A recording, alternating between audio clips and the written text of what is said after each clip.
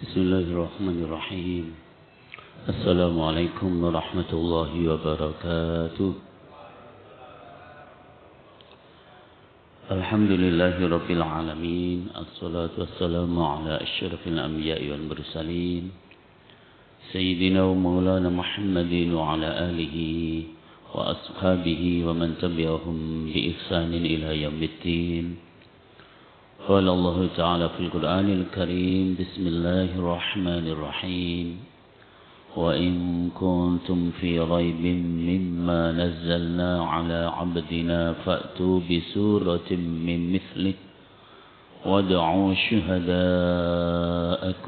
من دون الله إن كنتم صادقين صدق الله العظيم وصدق رسوله الحبيب الكريم ونحن على ذلك من الشاهدين والشاكرين والحمد لله رب العالمين أما بعد. Bapak Ibu para jamaah salat maghrib Masjid Al-Maghfirah rahimakumullah. Tidak henti-hentinya kita senantiasa dianjurkan untuk selalu bertasyakur dan bertadzakur kehadirat Allah Subhanahu wa taala atas segala karunia nikmat, rahmat, taufik, hidayah dan inayahnya yang telah diberikan kepada kita sekalian. Sehingga alhamdulillahirabbil alamin pada kesempatan malam hari ini kita sama-sama bisa bermuwajahah dalam rangka untuk kita laksanakan ibadah kepada Allah Subhanahu wa taala yang berupa salat maghrib secara berjamaah. Lalu kita sambung dengan taklim kita melalui kitab Syajaratul Ma'arif. InsyaAllah nanti kita sambung lagi dengan salat Isya dan Ba'diyah Isya serta selanjutnya. Tentu kita selalu bermohon kehadirat Allah Subhanahu wa taala semoga seluruh amal ibadah kita betul-betul diterima oleh Allah Subhanahu wa taala. Allahumma amin ya rabbal alamin. Salawat beserta salam senantiasa kita haturkan kepada seorang uswah dan qudwah kita. Beliau adalah Rasulullah Muhammad sallallahu alaihi wasallam. Beliau telah membimbing kita, mengarahkan kita, memberikan pendidikan kepada kita untuk agar kita mampu mencapai kebahagiaan, keselamatan hidup fid dini wa dunya wal akhirah. Jamarullah, kita lanjutkan kajian kita. Tema sentralnya adalah perintah-perintah yang bersifat batin. Jadi perintah-perintah yang bersifat batin. Berarti nanti ada perintah-perintah yang bersifat zahir atau non batin. Kemarin sudah kita sampaikan yang pertama, memperhatikan dalam mengenal Allah. Sudah saya kasih contoh. Kalau sekedar yang kita kenal Tuhan kita Allah itu, orang kafir pun jamaah ketika ditanya, siapa Tuhan yang menguasai alam semesta ini? Allah. Mereka juga menjawab Allah. Karena itu kemudian bahasa saya, mari kita mengenal Tuhan kita Allah itu dengan lebih mendalam.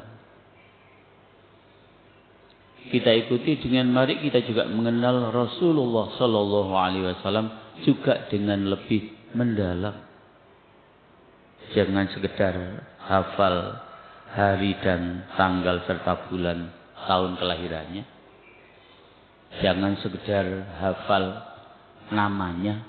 Muhammad bin Abdullah bin Abdul Muttalib bin Hashim al-Quraisy al-Hasimi sallallahu alaihi wasallam. Tidak sekedar itu. Bahkan kita juga harus mengenal apa yang dirisalahkan oleh Allah kepada Rasulullah sallallahu alaihi wasallam juga dengan lebih mendalam yang namanya Islam ini. Sampun boten wancinipun kalau kalian jenengan masih dijuluki dengan Islam KTP sudah tidak saatnya. Ya. Kalau zaman mbah-mbah kita dulu, nenek moyang kita dulu, yang penting Islam. KTP-nya secara formal tertulis Islam itu sangat penting waktu itu. Sehingga awal-awal didakwahkan Islam di Indonesia ini 97% penduduk Indonesia Muslim. Walaupun hanya tertulis di KTP-nya saja. Nah sekarang kita harus berubah. Ya.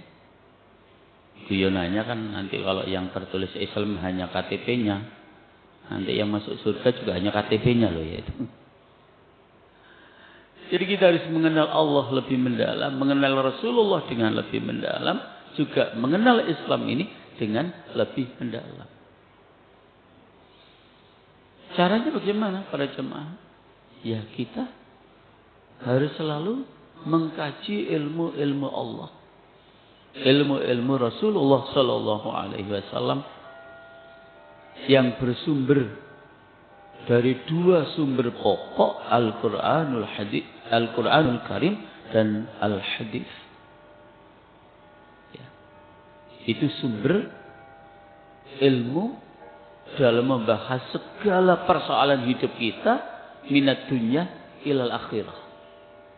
Itu semuanya dijelaskan oleh Allah dalam Al-Quran, yang kemudian ditafsirkan beberapa ayat itu oleh hadis Rasulullah Muhammad sallallahu alaihi wasallam. Subhanallah. Hal yang penting, perintah-perintah yang bersifat batin yang kedua, dan ini memang perlu saya tekankan ulang, tentang yang kedua, kejujuran Rasulullah Muhammad sallallahu alaihi wasallam. Nabi kita itu para jemaah, sejak masih anak-anak sampai usia remaja dewasa sudah mendapatkan julukan Al-Amin. Orang yang sangat terpercaya, sangat jujur.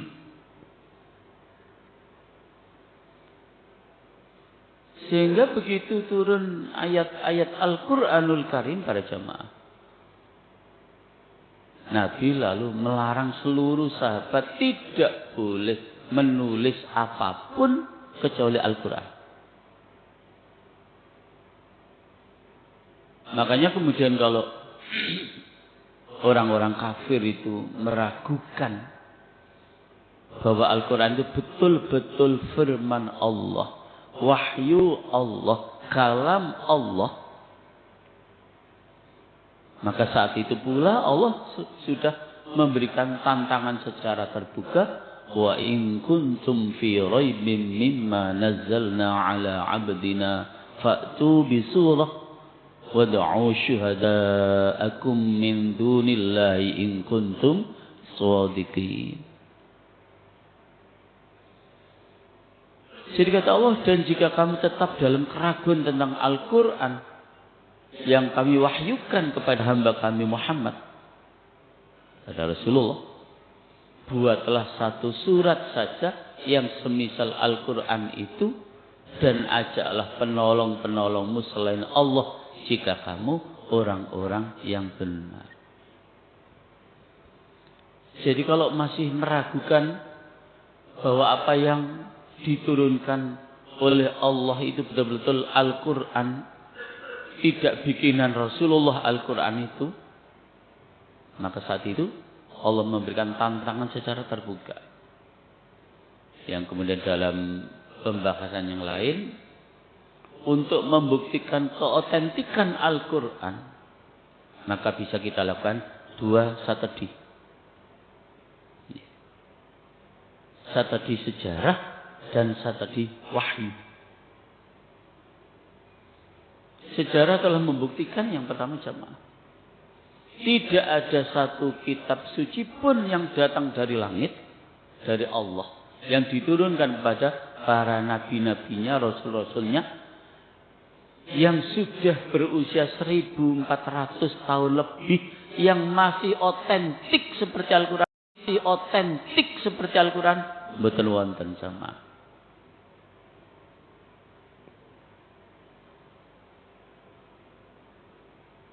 Jadi Al-Quran itu sejak dilakukan kodifikasi, pemushafan, pembukuan Al-Quran, yang kemudian mulai dari khalifah yang pertama belum berhasil, beliau wafat. Dilanjutkan khalifah yang kedua belum berhasil kodifikasi Al-Quran, beliau wafat. Dan pada khalifah yang ketiga baru terbentuk atau baru tertulis Al-Quran ini secara lengkap, dan syarat sahabat Rasulullah yang menyetorkan untuk dikoreksi satu persatu oleh tim pengkoreksi mau penulisan dan pembukaan Al-Quran itu jamaah harus ada 2 saksi. Apa 2 saksi yang dimaksud dalam rangka untuk begitu hati-hatinya tim pengkoreksi dan pembukuan Al-Quran itu? 2 saksi itu, yang pertama, saksi hafalannya sahabat yang mau setor itu. 2, saksi mana yang kamu setorkan itu tulisannya mana. Ada tulisannya, ada setoran hafalannya. Hanya hafal tok, dia nggak bisa menyetorkan tulisan, nggak diterima. Dan 1 juta sekian ribu, 1 juta sekian huruf niku jamaah dalam Al-Quran itu yang dipersoalkan oleh sahabat-sahabat saat pengkodifikasian itu hanya 1 huruf yang ada di Al-Baqarah 248. Dalam kalimat at-tabutu. At-tabutu itu hanya tunya itu saja loh.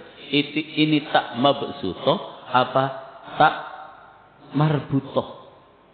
Tak yang terbuka niku mabsutoh, tak marbutoh itu ya tak yang tertutup.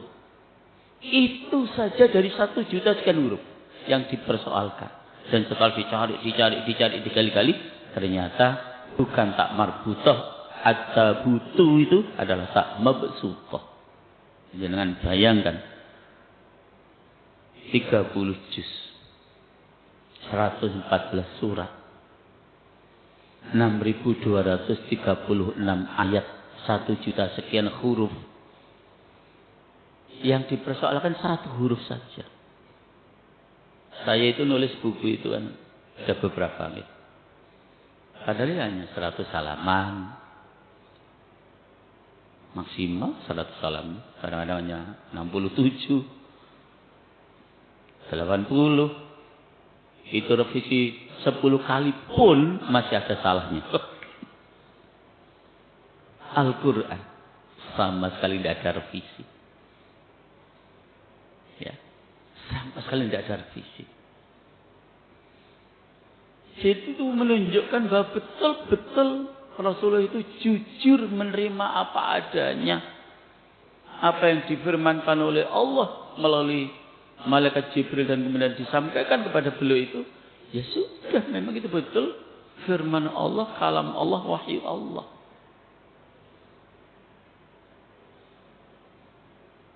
Jadi studi sejarah itu tidak ada satu kitab suci pun jamaah yang sudah hampir berusia 1.500 tahun yang masih otentik seperti Al-Quran, nggak ada. Zabur wassalam, Taurat wassalam, Injil jenengan sudah tahu sendiri. Antara satu gereja dengan gereja yang lain itu tidak sama Injilnya. Jangankan beda negara, satu negara beda gereja, Injilnya berbeda-beda. Al-Quran tidak satu huruf pun yang berbeda. Nah, studi wahyu yang kedua untuk membuktikan keotentikan Al-Quran itu adalah itu tadi. Allah memberikan tantangan secara terbuka.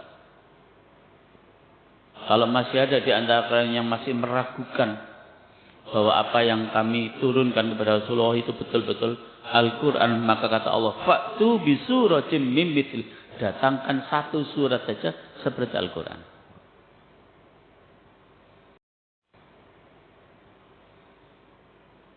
Bukan hanya di Al-Baqarah 23 itu yang Allah memberikan tantangan secara terbuka kepada orang-orang kafir Quraisy saat itu jemaah. Allah juga masih memberikan tantangan di surat Hud ayat yang ke-13. Allah juga masih memberikan tantangan di surat At-Tur surat 52 ayat 34. Bahkan di Al-Isra surat 17 ayat 88 itu jemaah. Isinya ayat itu kalau saya bahasakan dengan bahasa kita, silakan seluruh jin dan manusia berkumpul menjadi satu. Saya ulangi, seluruh jin dan manusia, berarti seluruh jin, seluruh manusia berkumpul menjadi satu dan kemudian saling bantu membantu untuk membuat seperti Al-Quran. La ya'tuna bimithli, kata Allah, mereka tidak akan mungkin mampu mendatangkan seperti Al-Quran. Ini yang kemudian sering saya sampaikan para jemaah, bahwa kalau yang ngapunten diberikan tantangan itu orang Arab,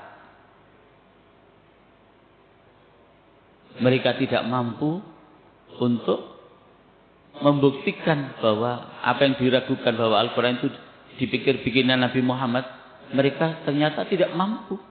Jangankan membuat satu surat, satu ayat pun para jemaah tidak pernah terbukti mereka mampu untuk membuat seperti Al-Quran. Tidak pernah terbukti dalam sejarah. Padahal Al-Quran itu bahasa Arab, Arabian, yang diberikan tantangan orang Arab. Mehdaniyah nek sing diparingi tantangan wong Indonesia Raya. Belas kira-kira. Wong maca Quran itu kabeh iso maca. Kok mau membuat seperti Al-Quran? Ya omong kosong. Jadi sangat logis Allah memberikan tantangan secara terbuka kepada orang-orang Arab yang meragukan bahwa Al-Quran itu katanya bikinan Rasulullah. Yang diberikan tantangan orang Arab dan kemudian bahasa Al-Quran juga bahasa Arab. Itu saja mereka tetap tidak mampu untuk memberikan tantangan apa yang disampaikan oleh Allah Subhanahu wa ta'ala. Oleh karena itu jamaah rahmatullah, sangat-sangat dibutuhkan saya dengan jenengan itu harus betul-betul ngaji Al-Quran, karena jelas ya Al-Quran itu adalah hudal linnas, bahkan spesifik hudal lil muttaqin, petunjuk bagi manusia secara keseluruhan dan bahkan secara khusus petunjuk bagi orang-orang yang bertakwa, petunjuk bagi orang-orang mukmin. Maka jemaah, saking hati-hatinya Allah itu menurunkan Al-Quran itu jemaah. Saking hati-hati. Sampai kemudian Allah Subhanahu wa ta'ala itu memberikan peringatan keras kepada Rasulullah Sallallahu Alaihi Wasallam.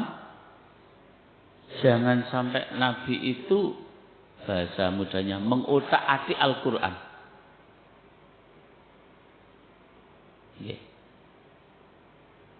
Jadi peringatan keras kepada beliau. Dalam surat Al-Haqqah ayat 44 sampai 47. Allah dawuh, "Walau taqawwala 'alaina ba'dul aqawil la akhadna minhu bil yamin, thumma la qata'na minhul watin, fama minkum min ahadin anhu hajizin." Kata Allah jemaah, dan sekiranya dia Muhammad mengada-adakan sebagian perkataan atas nama kami, Nabi Muhammad bikin kalimat lalu beliau bilang ini loh Al-Quran. Andai kata Nabi Muhammad itu begitu jemaah, apa yang akan dilakukan oleh Allah? La akhadna minhu bil yamin, pasti kami pegang dia pada tangan kanannya, pegang tangan kanan. Setelah dipegang, summa laqata'na min, Tsumma laqata'na minhul watin. Kemudian kami potong pembuluh jantungnya. Allahu Akbar. Dipotong pembuluh jantungnya. Kalau Nabi Muhammad itu mengotak-atik Al-Quran. Ketika Allah berbuat seperti itu, fama minkum min ahadin anhu hajizin, maka tidak seorang pun dari kamu yang dapat menghalangi kami untuk menghukumnya.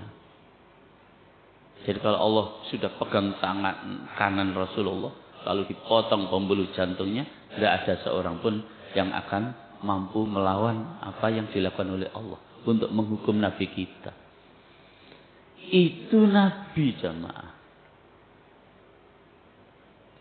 Gimana dengan kita? Apakah kita juga mau membuat kalimat lalu kita bilang ini loh Al-Quran? Kalau kita tentu tidak sekelas itu. Merubah Al-Quran untuk kita itu ya di antara yang paling mudah. Jika saya dengan jenengan belum bisa membaca Al-Quran seperti yang Allah perintahkan, auzid alaihi warattilil Qur'ana tartila, atau lebih dari 1/2 itu, dan bacalah Al-Quran itu dengan tartil, dengan baik dan benar. Saya ini agak sedih khususnya ketika Ramadan datang itu. Bersaut-sautan tadarus Al-Quran di mushola, di masjid, di mana-mana. Yang kemudian ngapunten, sekian banyak yang membaca Al-Quran tadarus itu masih semuanya perlu disempurnakan. Semuanya jemaah masih perlu disempurnakan. Makharijul hurufnya, sifatul hurufnya, waqaf ibtida'nya, dan lain sebagainya, Bahkan secara khusus masjid yang dekat rumah saya di sana itu kan agak sulit nih kalau orang itu sudah kadung dikiaikan oleh masyarakat, dituakan oleh masyarakat. Mau tidak mau yang imami ya beliau terus. Tapi ngapunten bacaan Qur'annya belum sempurna. Maka yang kadang-kadang saya ini ke masjid ya sedih. Kalau masjid juga ilok. Wong dekat masjid. Sementara yang disepuhkan, yang dituakan, yang dikayikan beliaunya. Tapi baca Qur'annya masih perlu disempurnakan. Ini jamarahullah. Jadi kalau saya dengan jenengan belum bisa baca Al-Quran seperti yang diperintahkan oleh Allah tartil, itu artinya kita merubah Al-Quran. Zo dibaca zo, azim bukan azim. Za dibaca za, wa iza bukan wa iza. Sya dibaca sa, a dibaca a, ha dibaca ha. Padahal kita tahu jamaah bahwa peran makharijul huruf dan sifatul huruf dalam rangka membenarkan bacaan Al-Quran itu perannya jamaah 80%. Yang 20% Ustaz disempurnakan dengan waqaf ibtida. Berhenti di mana yang benar. Ketika ada ayat panjang, kalau kita paksa kita sampai di tanda waqaf itu, kita tanafus terus, mengambil nafas terus. Atau kalau dipaksa sampai di akhir ayat, kita juga tanafus terus. Nah, maka harus berhenti di mana? Di tempat yang baik. Karena berhenti di situ bukan akhir ayat, bukan ada tanda waqafnya, maka untuk melanjutkan harus diulang. Itu namanya ibtida. Mengulang di mana tempat yang baik. Ini jemaah yang masih perlu terus dan terus kita pelajari. Nah, alhamdulillah di masjid kita ini sudah ada sekian banyak materi pembelajaran, termasuk belajar baca Al-Quran. Di mana-mana saya sarankan, monggo ada kajian tafsir sahih, ada kajian hadis sahih, ada kajian tentang tauhid sahih, ada kajian tentang fikih sahih, tapi jangan lupa harus ada kajian. Tapi jangan lupa harus ada kajian untuk belajar baca Al-Quran. Karena berkali-kali sudah saya sampaikan 4 kewajiban kita terhadap Al-Quran. 1, justru yang pertama, membacanya dengan tartil. Itu kewajiban kita terhadap Al-Quran yang pertama. Baru memahami yang kedua, isinya dengan ilmu tafsir. Baru yang ketiga, mengamalkannya dalam kehidupan sehari-hari. Yang keempat, kewajiban kita terhadap Al-Quran adalah mendakwahkan Al-Quran. 4 kewajiban kita sebagai Muslim terhadap Al-Quran. Termasuk dianggap merubah ayat-ayat Al-Quran itu jamaah, jika jenengan berdoa lalu mengambil materi doanya dari ayat-ayat Al-Quran. Dan doa yang kita ambil dari ayat-ayat Al-Quran itu khitabnya ada 2, objeknya ada 2. Ada untuk pribadi, ada untuk orang banyak. Rabbi habli minas solihin, pribadi. Rabbana hablana min azwajina wa dhurriyyatina qurrata a'yunin waj'alna lil muttaqina imama, untuk orang banyak. Gimana caranya Ustaz untuk berdoa dengan menggunakan materi doa yang terambil dari ayat-ayat Al-Quran? Caranya tetap bacalah apa adanya. Jangan Rabbi habli minas solihin dirubah Rabbana hablana minas solihin. Kenapa kan jangan kalau baca doa sapu jagat kok tidak pernah dirubah, walaupun baca sendiri tetap Rabbana atina. Mestinya kan Rabbi atini fid dunya hasanah wa fil akhirati hasanah wa qini azabannar. Mestinya kan begitu. Tapi kan kita enggak pernah merubah, ya kan itu. Rabbana atina fid dunya hasanah wa fil akhirati hasanah wa qina azabannar. Tetap kan? Jadi yang khitabnya ma'al ghair tetap niku jangan dirubah walaupun untuk diri sendiri. Ketika jenengan ngimami doa untuk orang banyak juga jangan dirubah. Gimana itu penjalannya Ustaz? Kalau untuk orang banyak kok tidak boleh? Karena hakikatnya orang yang amin, amin, amin itu hakikatnya membaca doa sendiri-sendiri. Hanya karena sudah ada yang memimpin doa kita cukup amin, amin, amin. Jadi sama sekali kalau ayat Al-Quran itu tidak boleh dirubah jemaah. Ada Ustaz senior di Al-Falah itu selalu saya ingatkan. Kalau doa belajar itu diantaranya kan Rabbi zidni ilma di Toha ayat 114 niku. Beliau selalu Rabbi zidni loh. Kang salah Kang. Hinya itu pendek, yang panjang ninya Rabbi zidni ilma, bukan Rabbi zidni ilma, salah. Gitu itu kalau nggak hati-hati bisa salah jemaah. Ya, bisa salah. Jadi jemaah Allah. Jadi kalau kita melihat kejujuran Rasulullah itu Masya Allah. Tadi saya sampaikan mulai dari anak-anak sudah mendapatkan julukan Al-Amin. Apalagi menerima wahyu Allah. Sama sekali satu huruf pun jamaah beliau tidak pernah merubah, menambah atau mengurangi. Apa yang disampaikan malaikat Jibril ya sudah itu. Saya haji yang kedua sebelum pandemi itu mencoba dong. Wong saya ini guru ngaji mulai cilik kok masuk garuh tempat turunnya Al-Quran yang pertama di Jabal Nur nih gua kira. Masya Allah. Kita nggak bisa bayangkan 1500 tahun yang telah lalu Nabi naik turun gunung dengan medan yang sedemikian. Sekarang saja masih seperti itu jemaah. Apalagi zaman Nabi. Akhirnya turunlah surat yang pertama di Jabal Nur itu di Gua Hira. Iqra bismi rabbikal ladzi khalaqal insana min 'alaq. Iqra wa rabbukal akram alladzi 'allama bil qalam 'allamal insana ma lam ya'lam. Capeknya itu jemaah naik dan turun sama dengan 10 kali umroh capeknya. Karena gunungnya ngeten, mboten ngeten ini. Tidak begitu gunungnya. 10 menit harus berhenti, 10 menit harus berhenti. Enggak bisa langsung. Tidak kuat kita. Siapa pun tidak kuat. Mesti 10 menit berhenti, 10 menit berhenti. Kita nggak bisa bayangkan saat itu Rasulullah naik turun berkali-kali untuk mendapatkan petunjuk Allah. Bagaimana Siti Khadijah harus mengirim makanan beliau ke sana. Insya Allah.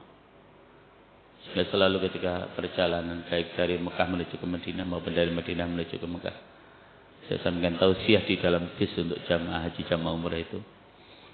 Langsung saya gambarkan perjalanan beliau hijrah dari Mekah menuju ke Madinah. Saat ini saja masih seperti yang jenengan lihat jamaah, kanan kiri gunung tok, watu tok. Saat itu bagaimana Rasulullah naik turun gunung, keluar masuk gua dalam kejaran musuh. Belum menghadapi binatang-binatang buas. Enggak bisa bayangkan perjuangan Rasulullah yang luar biasa dalam mengemban amanah, menyampaikan risalah Allah, agama Islam yang kita cintai. Jamarahullah. Jadi melihat pada kejujuran Rasulullah Sallallahu Alaihi Wasallam adalah menjadi sarana untuk mengikuti apa yang dibawa olehnya, dan mengikuti hal tersebut akan menghantarkan pada kebahagiaan dunia sampai akhirat. Pasti jamaah.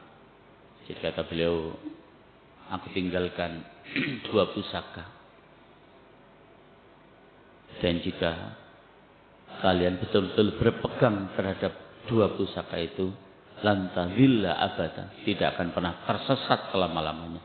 2 pusaka itu adalah Al-Quranul Karim dan hadis Rasulullah Sallallahu Alaihi Wasallam. Jamarahullah. Sehingga kemudian secara keseluruhan syariat agama kita ini yang melatih kita untuk menjadi orang yang jujur. Cobi jenengan perhatikan. Sinten sing ngertos di antara jenengan ini yang lalu saat ini batal ngentut misalnya, lalu terus melo ae nggo salat isya, sapa seru? Enggak ada yang tahu. Karena kejujuran kita bahwa batal itu menjadi batal pula salat kita, artinya kita mengambil air wudu. Misalnya kita enggak jujur, kan siapa tahu bahwa kita batal? Enggak tahu. Dan demikian pula dengan ibadah-ibadah yang lain. Ya. Dengan ibadah-ibadah yang lain. Semuanya memang muaranya adalah pembentukan akhlakul karimah. Dalam hal ini adalah agar kita menjadi orang-orang yang jujur, orang-orang yang amanah, menjadi orang-orang yang benar. Berikutnya jemaah, merenungkan tentang kebangkitan. Allah Subhanahu wa taala berfirman, "Ya ayyuhan nasu in kuntum fi raibin minal ba'tsi fa inna khalaqnakum min turab فإنا خلقناكم من تراب ثم من نطفة ثم من علقة ثم من مضغة مخلقة وغير مخلقة لنبين لكم.